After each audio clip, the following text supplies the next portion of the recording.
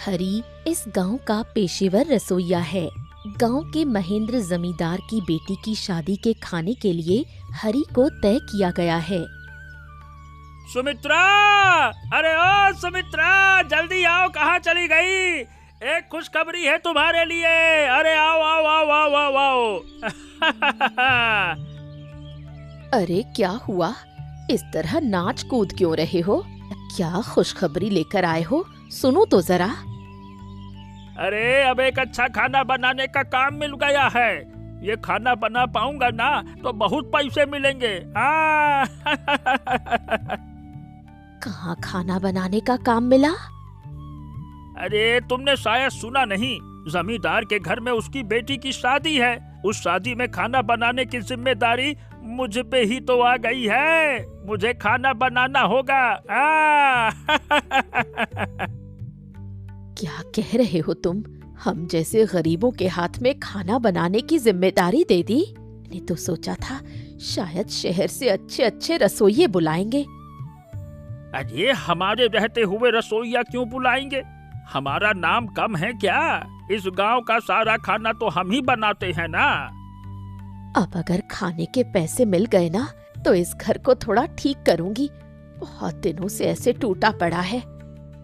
हाँ, अब मेरे बहुत सपने पूरे होंगे।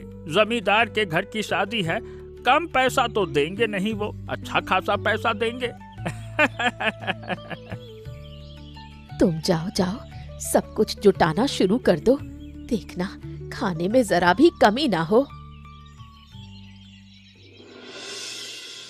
समय पर शादी का आयोजन शुरू हुआ, लेकिन खाने में इतना तीखापन और स्वाद खराब होने के कारण ससुराल वाले शादी तोड़कर ही चले गए।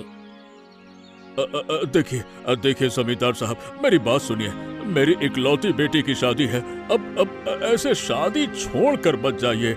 आप लोग मेरी एक बात मान मेरी बस मान रख लीजिए मेरा। अरे क्या बात सुनो तुम्हारी।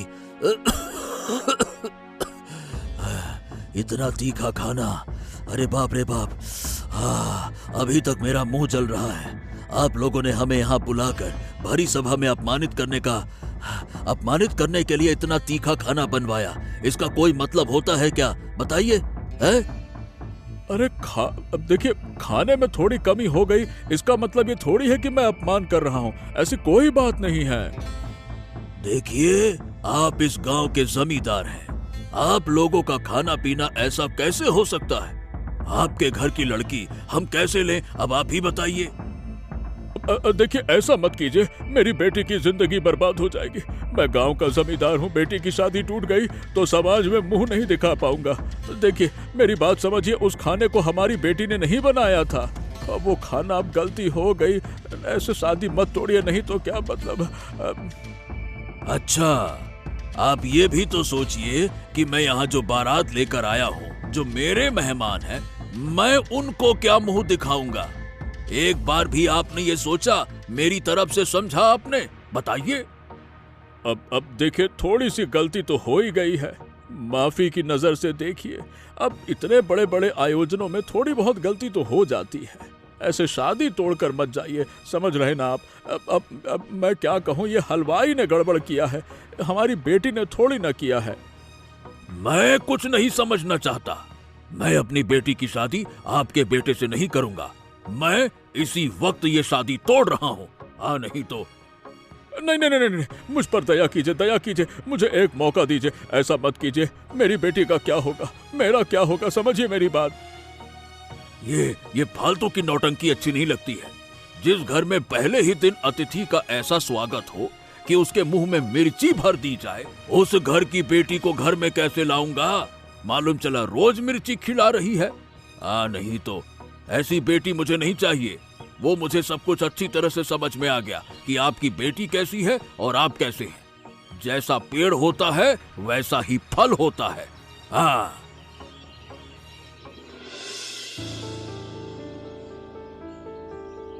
अरे ये तूने क्या किया हरी? मैंने तुझ पर भरोसा करके खाने की जिम्मेदारी तुझे दी थी और तूने क्या कर दिया ये? माफ कर दीजिए हुजूर, असल में मैंने तो सब कुछ ठीक ठाक ही बनाया था। खाना बनाने के बाद मैंने चक्कर भी देखा था, ऐसी कोई समस्या नहीं दिखी थी। अच्छा, तो फिर तेरी आंखों के सामने जो घटना घट गई है वो क्या ऐसी है, हैं? क्या बता, ऐसी हो गई? अरे खाने में ऐसा क्या डाला था जिससे खाने का स्वाद ऐसा बदल गया, खाना इतना तीखा हो गया कि सामने वाले का मुंह जल गया, है? मैं असल में सच में नहीं जानता कि ऐसा कैसे हुआ। मैं सच कह रहा हूँ, मैंने कुछ नहीं किया। फिर से झूठ बोल रहा है। अरे बारातियों का स्वागत हमारे यहाँ मिर्ची से नहीं होता है, मीठे से होता है, मीठे से। बारात वालों का हर आदमी तीखे से पागल हो गया। ऐसा लग रहा उनके मुंह में आग लग गई, किसी ने पूरा एक पैकेट मिर्ची मुंह में डाल दिया हो, ऐसा कह रहे थे लोग। देख हरी, ये तूने बिल्कुल ठीक नहीं किया। मेरी बेटी के जीवन में दाग लग गया, मेरी इज्जत खतरे में आ गई। लोग मुझ पे उंगली उठा रहे हैं सिर्फ और सिर्फ तेरी वजह से। कृपया करें हुजूर, मैंने असल में सही कह रहा हूँ, कुछ छो नहीं किया है। मुझे माफ कर दीजिए, मुझे सजा मत दीजिए। मैंने सच में कुछ नहीं किया। मैंने तो खाना चख के देखा था, बहुत अच्छा था। सजा तो तुझे मिलनी ही चाहिए, और तेरी सजा ये है कि इसी वक्त तू और तेरा परिवार ये गांव छोड़कर चले जाओ। नहीं मालिक, नहीं, माफ कर दीजिए हुजूर, माफ कर दीजिए। हमारे पास और कोई जगह नहीं, हम कहाँ जाएंगे, हम गरीब लोग हैं, कहाँ जाकर रहेंगे हम मालिक। ऐसा ना करिए, ऐसा ना करिए मालिक। तुम लोगों को तो और कठोर सजा देनी चाहिए थी। गनीमत है कि मैं अच्छा इंसान हूँ, इसीलिए तुम लोगों को ये गांव छोड़ने का आदेश दे रहा हूँ। अभी के अभी यहाँ से निकल जाओ, नहीं तो मैं प्रहरी बुलाने पर मजबूर हो जाऊंगा, समझे? जाओ यहाँ से।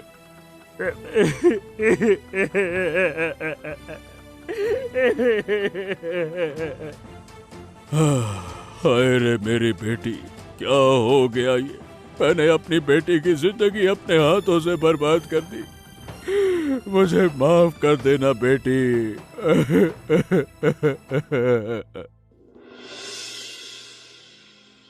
अरे क्या रे, तू वही रसोइया है ना जिसने पास के गांव के जमींदार की बेटी की शादी में हादसा कर दिया था, हैं? एक कटोरी में एक पैकेट मिर्ची डाल दिया था। क्यों रे, कहाँ से लाया इतनी मिर्ची? हाँ, मैं वही रसोइया हूँ, लेकिन मुझे पहचान कैसे लिया? अरे पहचानूंगा कैसे नहीं, ये घटना तो पूरे 10 गांव में फैल गई है, और मैं तो वही था। जमींदार जी की बारात में क्यों नहीं जाऊंगा? अरे भाई, इसी गांव से तो बारात गई थी। हाँ। क्या कह रहे हो? इसी गांव से बारात गई थी और मैं यहाँ इसी गांव में आ गया हूँ?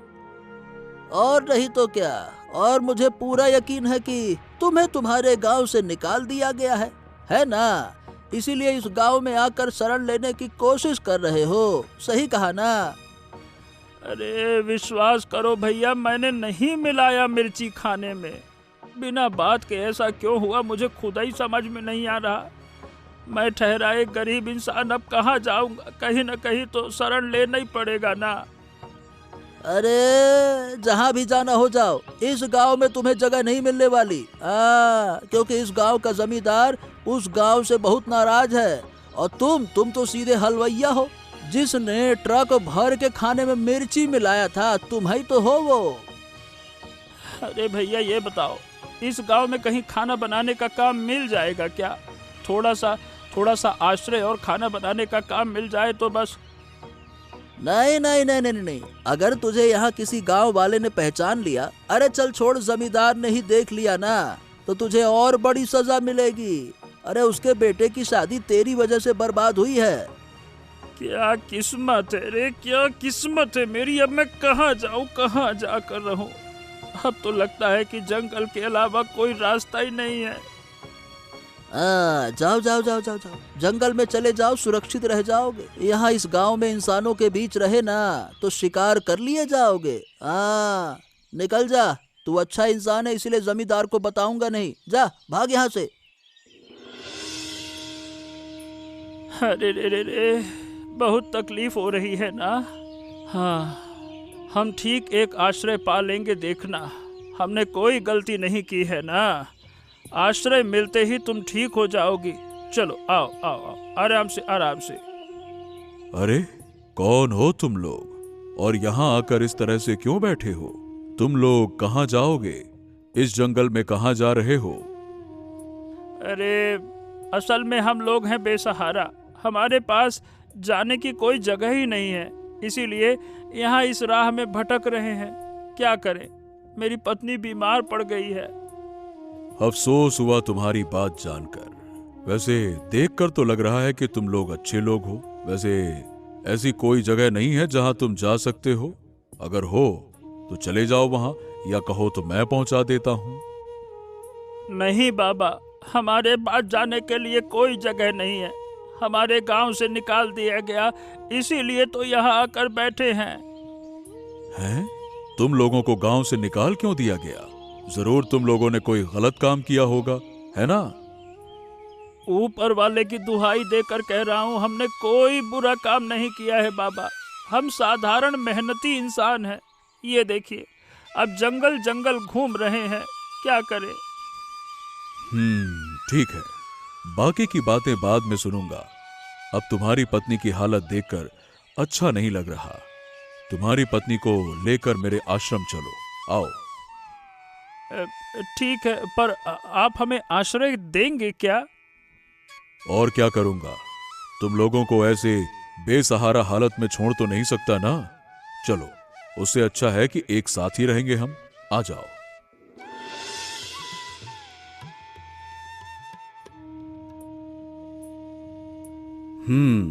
अब बताओ, तुम लोगों के साथ क्या घटना घटी है?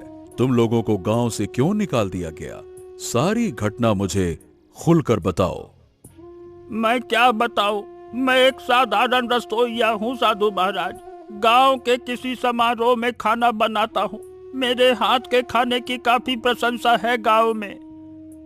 वो तो मैं समझ गया, लेकिन अचानक ऐसा हुआ क्या, ये बताओ। मेरे गांव के जमींदार महेंद्र जमींदार की इकलौती बेटी की शादी थी। उस शादी में मुझे खाना बनाना था। मैंने ठीक ठाक तरह से खाना बनाया, चक्कर देखा, लेकिन तब तक तो सब कुछ बिल्कुल ठीक ठाक था। अच्छा, फिर क्या हुआ? फिर और क्या, बारात वाले खाना खाने को आए, बैठे। उन्होंने खाने को खाया तो उन्हें बहुत मिर्ची लगी।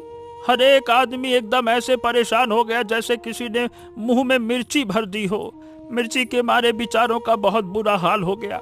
इसके बाद बारात वालों ने शादी तोड़ दी और बारात वापस लौट गई। यहाँ बारात वाले कौन थे? ये जो पास के गांव के प्रताप है ना, प्रताप जमींदार, वही बारात लेकर आए थे। क्या बात करते हो तुम? तुमने खाना ठीक से बनाया था, लेकिन फिर अचानक ऐसी घटना क्यों घट गई? बिल्कुल, मैं बूढ़ा हो गया हूँ। इस उम्र में खाना बना रहा हूँ, ये अनुभव तो झूठा नहीं है ना बाबा। इसका मतलब निश्चित रूप से तुम्हारे खिलाफ किसी ने षड्यंत्र रचा है। मैं एक साधारण रसोइया हूँ, मेरे साथ भला किसी की क्या ही दुश्मनी हो सकती है, बताइए भला। तुम्हारे साथ ना हो, जमींदार के साथ तो हो सकती है ना। हो सकता है उसका उद्देश्य कुछ और था। खैर, मैं जो समझना था सब समझ गया। अब मैं तुम्हारी मदद करने का आश्वासन देता हूँ। आप मेरी मदद करेंगे? जरूर करूंगा। दो निर्दोष इंसान को इस तरह भुगतते हुए देखना तो मैं नहीं चाहता। मैं तुम लोगों को निर्दोष साबित करके ही छोड़ूंगा, निश्चिंत रहो।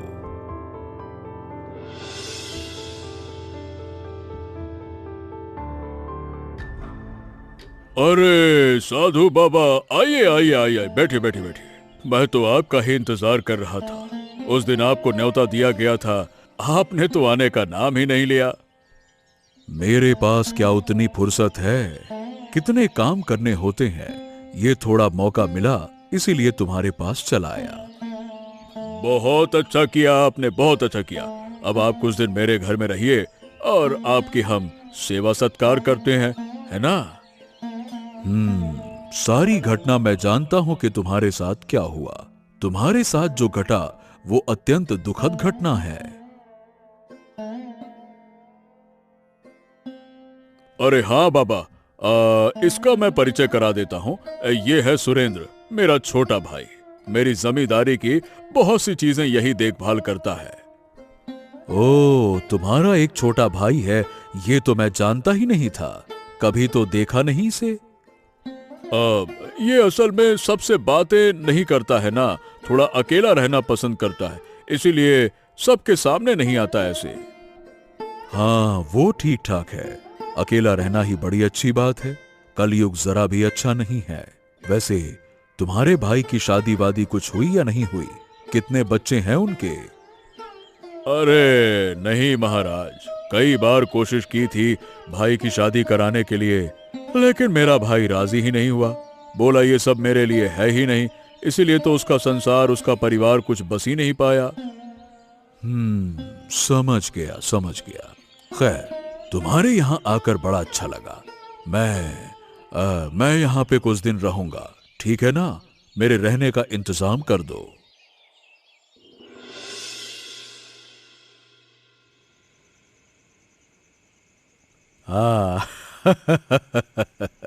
जो भी कहो, तुम्हारे साथ बैठकर मुझे बहुत अच्छा लगा।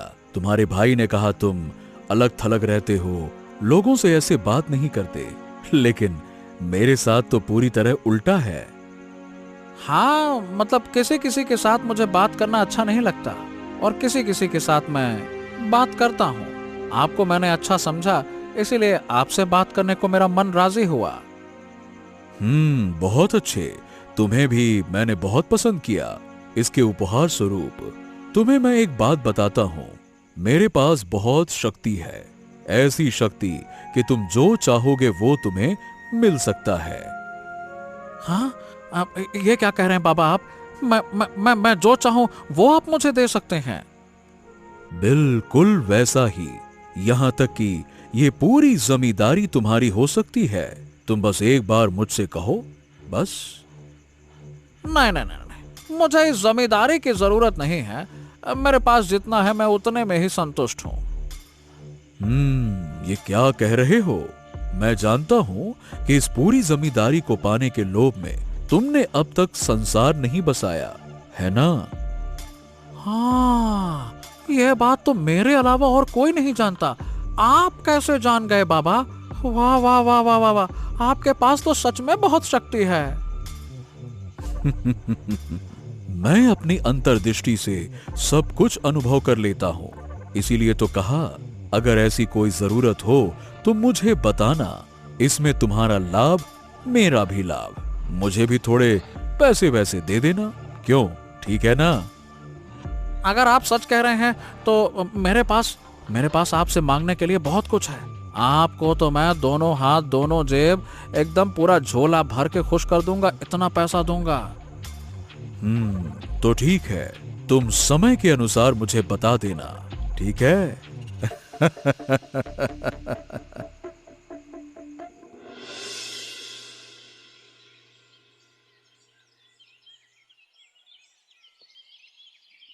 अरे आइए साधु बाबा, मेरा सौभाग्य आप मेरे घर पे आए दर्शन देने के लिए।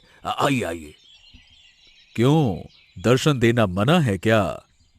अरे ये क्या बातें करते हैं आप? मैं आपको कितना खबर भेजता हूँ, आप तो आने का नाम ही नहीं लेते। क्या करूं? आज एक विपदा में पड़कर ही तुम्हारे पास आया हूं। अच्छा, तो बताइए किस विपदा में पड़े हैं बाबा आप बस एक बार बताइए। आपकी सारी विपदा देखने की जिम्मेदारी मेरी, बताइए। जिस विपदा में पड़ा हूं, उस विपदा से तुम मुझे बचा सकोगे या नहीं मैं नहीं जानता, लेकिन तुमसे मैं अनुरोध कर सकता हूं। अरे आपने एक दिन मेरे ऊपर ऐसा उपकार किया था कि मैं वो उपकार कभी नहीं भूलूंगा। उस उपकार के बदले में ही सही, मैं आपको अपनी जान देकर भी विपदा से बचाना चाहता हूं। आप तो बस बताइए। नहीं, तुम्हारी जान देने की जरूरत नहीं है। बस अपने बेटे को दे दो, महेंद्र जमींदार की बेटी के लिए। अरे ये आप क्या कह रहे हैं साधु महाराज? अच्छा, यानी कि जब आप ये बात कह रहे हैं, इसका मतलब कि निश्चित रूप से आप पूरी घटना जानते होंगे। अवश्य, मैं जानता हूं, इसीलिए तो तुम्हारे पास आया हूं। लेकिन एक बात समझ लो, हम जो देखते हैं हमेशा वो सच नहीं हो सकता। अब मैंने तो अपनी आंखों से देखा नहीं साधु बाबा, मैंने खुद अनुभव किया है। मेरी बारात वालों के जितने मेहमान थे ना, सबके सामने मैं अपमानित हुआ हूं, मुंह नीचा हो गया मेरा। और तुम्हें क्या लगता है, महेंद्र अपनी बेटी की शादी में ऐसा कर सकता है, वो भी उसकी इकलौती बेटी की शादी में? अरे तो वो नहीं करेगा तो फिर किसने किया? किसी और ने किया है, और उस इंसान को मैं सामने लाकर ही तुम्हारे बेटे का महेंद्र की बेटी से विवाह करवाना चाहता हूं। अब बताओ, तुम्हें कोई आपत्ति है? महाराज, इस षड्यंत्र के पीछे कौन है मैं स्वयं देखना चाहता हूं। बाकी मुझे विवाह से कोई दिक्कत नहीं है। तो ठीक है, मैं चलता हूं प्रताप सिंह, मैं फिर से आऊंगा, मेरा इंतजार करना।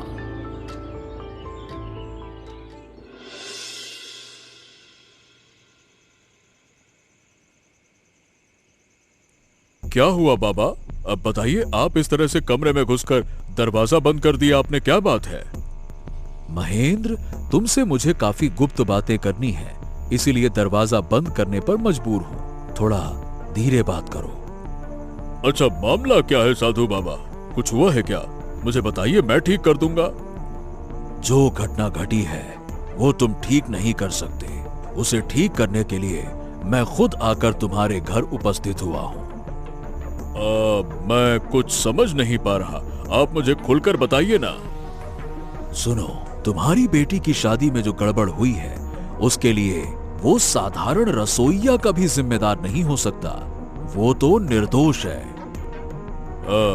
मतलब आप ये घटनाएं कैसे जान गए? और अगर वो निर्दोष था तो खाना कैसे खराब हुआ?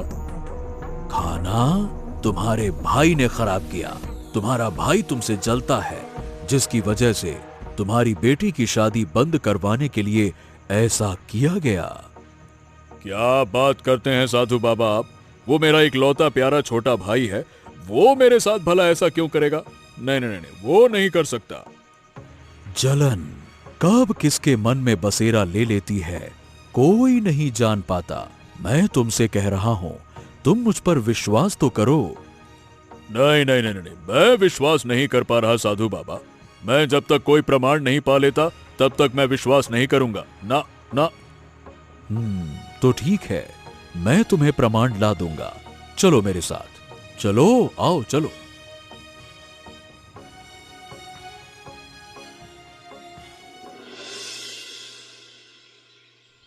अरे साधु बाबा, आइए आइए आइए, मैं आप ही का इंतजार कर रहा था। आपको बताना है ना कि मुझे क्या क्या चाहिए।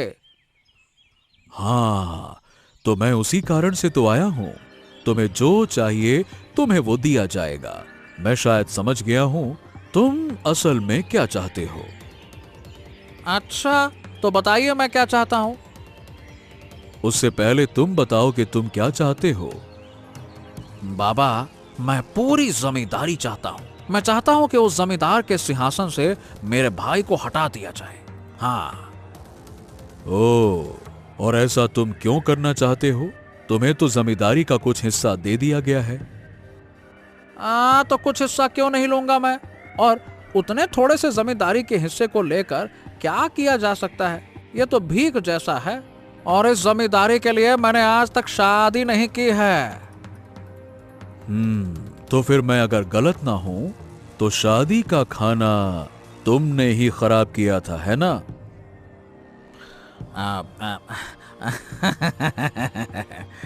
बड़े पहुंचे हुए हैं आप। बिल्कुल सही कहा आपने। उस शादी के खाने में मैंने ऐसा मिर्च का पाउडर मिलाया, ऐसा मिलाया एकदम जरूरत से 10 गुना ज्यादा, जिसकी वजह से खाना ऐसा तीखा बना कि बारात वालों के जितने छेद से शरीर में सबसे धुआं निकलने लगा। जाओ, मुझे जो जानना था वो मैं जान गया। अब महेंद्र को जो जानना है वो महेंद्र जान जाएगा।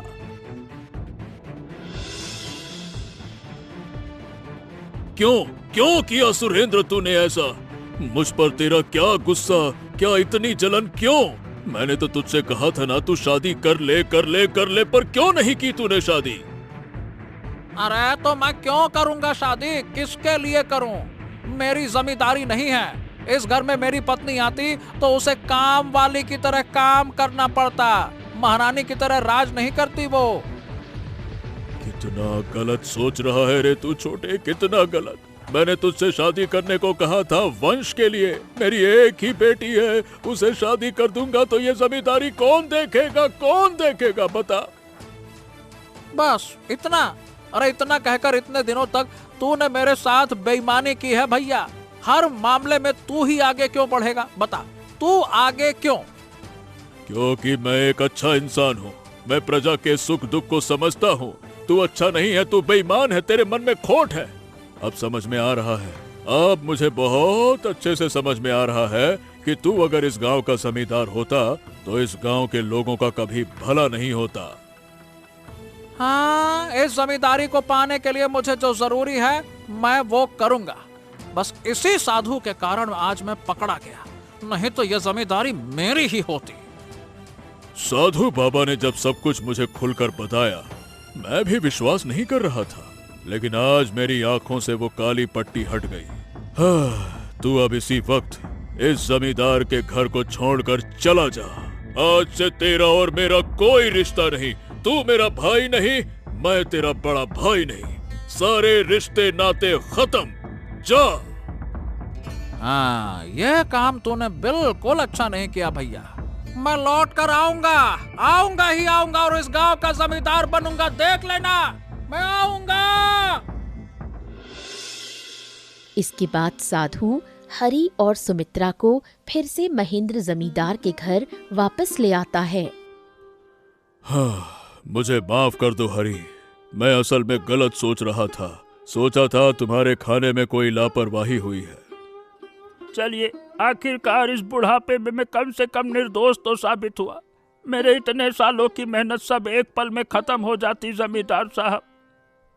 मैं समझ रहा हूँ, छोटी उम्र से इस गांव का खाना तू ही बनाता है, यहाँ तेरा मान सम्मान बहुत बड़ा है। बिल्कुल, आपने खुद अपनी गलती समझ ली। गांव के लोगों ने जान लिया कि मैंने कुछ नहीं किया, बस मेरे लिए यही बहुत कुछ है। हाँ, मुझसे गलती हुई थी, मुझे माफ कर दे हरि। आज से इस जमींदार के घर का सारा खाना बनाने की जिम्मेदारी तेरी और तेरी पत्नी को दे दी मैंने, ठीक है? अरे इतनी बड़ी जिम्मेदारी इस उम्र में क्या हम निभा पाएंगे? अरे हम साधारण रसोइये हैं, गरीब इंसान हैं। अरे क्यों नहीं निभा पाओगे? जरूर निभाओगे। और आज से तुम लोग गरीब वरीब नहीं हो, तुम लोग अब से मृत्यु तक जमींदार के घर में ही रहोगे, हमारे घर में। ये सब कुछ संभव हुआ है साधु बाबा की वजह से। साधु बाबा की जय, जय हो साधु बाबा। आपके प्रति बहुत बहुत कृतज्ञता प्रकट कर रहा हूँ साधु बाबा, बहुत बहुत कृतज्ञता। हाँ, तूने ठीक कहा हरि, ये साधु बाबा न होते तो आज इतना बड़ा षड्यंत्र सामने नहीं आता। मैं असली इंसान को पहचान ही नहीं पाता कभी, पता नहीं और कितना नुकसान होता मेरा।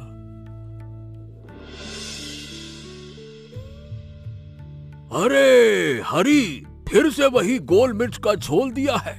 अब पता नहीं फिर किस नदी में नहाना पड़ेगा। चिंता मत करिए बाबू, अब खास तौर पे बनाया है। ऐसा गोल मिर्च का झोल आपको कहीं मिलेगा ही नहीं पूरी दुनिया में। आप खाइए एकदम चटकारे लेकर। अच्छा जाओ, तो फिर और कोई चिंता नहीं, मैं आराम से खाता हूँ। अच्छा, वो बदमाश कहाँ है? जमींदार के घर से उसे निकाल दिया गया ना? बिल्कुल प्रताप, तुम चिंता ना करो, उसे विदा कर दिया गया है। वही सब बर्बादी की जड़ था। हाँ, लेकिन मुझे एक बात समझ में नहीं आई। अगर गोल मिर्च मिलाया गया था तो ये तो इतना तीखा नहीं होता। बिल्कुल ठीक कहा, लेकिन गोल मिर्च के साथ साधारण लाल मिर्च भी मिलाई गई थी। गोल मिर्च स्वाद खराब करने के लिए और मिर्च तीखे के लिए। आपने मेरी आंखें खोल दी साधु बाबा। मैंने तो महेंद्र जमींदार को गलत समझकर अपने बेटे के लिए उसे मना कर दिया था। अब जब सब कुछ खत्म हो गया है तो फिर तुम फिर से एक हो जाओ और आशा करता हूं कि तुम लोगों के बीच कोई गलतफहमी नहीं रहेगी। अरे कोई गलतफहमी हो भी गई तो फिर आप तो है ना बाबा। आइए आइए बैठिए, एक साथ ही खाते हैं बढ़िया गोल मिर्च। इसके बाद सबने मिलकर एक साथ बैठकर गोल मिर्च के झोल के साथ महेंद्र जमींदार की बेटी की शादी के आयोजन का भोज किया। ऐसी मजेदार मजेदार कहानियां देखने के लिए हमारे चैनल को सब्सक्राइब करना मत भूलिए। अच्छा बताओ दोस्तों, इस कहानी में खाने में क्या मिलाया गया था?